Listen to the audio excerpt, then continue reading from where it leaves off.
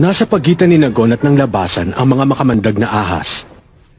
Pero ang tanging makakatulong sa kanila, si Bourbon, ay patay na.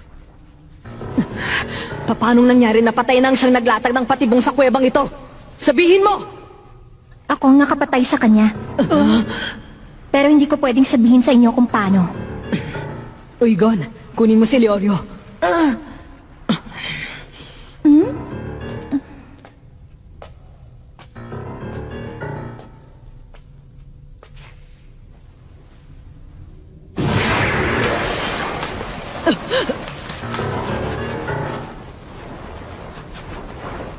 Baliwala din yan.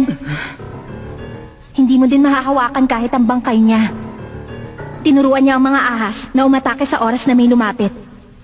At magtangkang humawak sa katawan niya. Hindi lang kapag may nagtangkang lumabas dito sa kuweba. Lason para labanan ng lason. Ah? Itong mga sugat niya, gawa ito ng mga bubuyog na neurotoxic.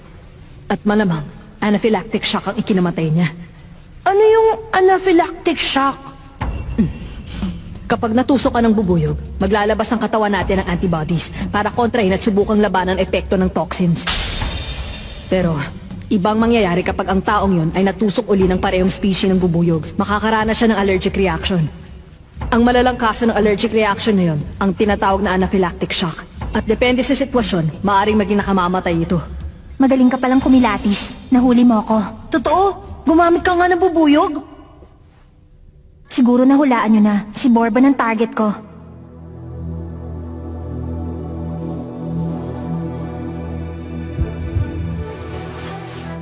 Pagkatapos kong makatiyak na nakapasok na siya sa kuweba, nagpakawala ako ng sleeping gas sa may bukana.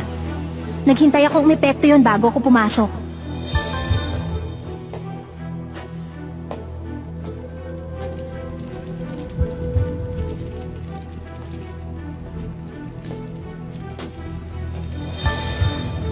Tulog na tulog si Bourbon, pero hindi ko alam na nailatag niya na pala ang patibong niya.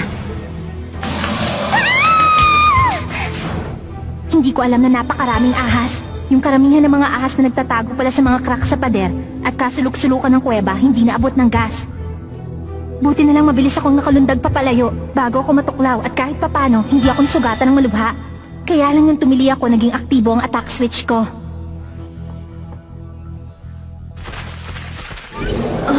May mga bubuyog na nakatira dyan.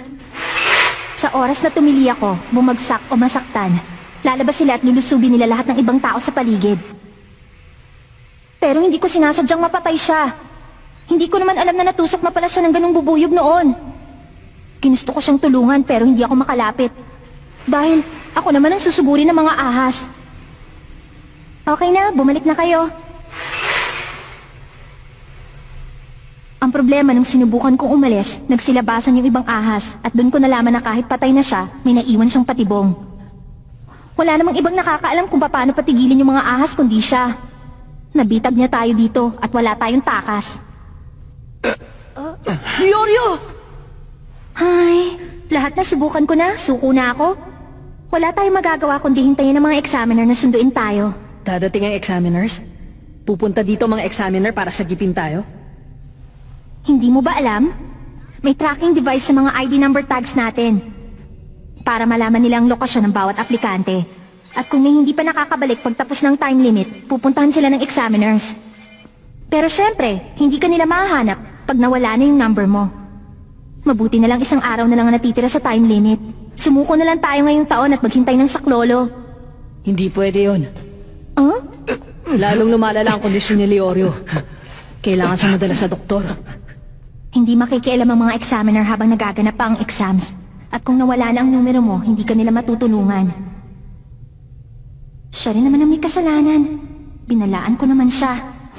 Grabe ka! Gon! Huwag kayo papasok sa kuweba!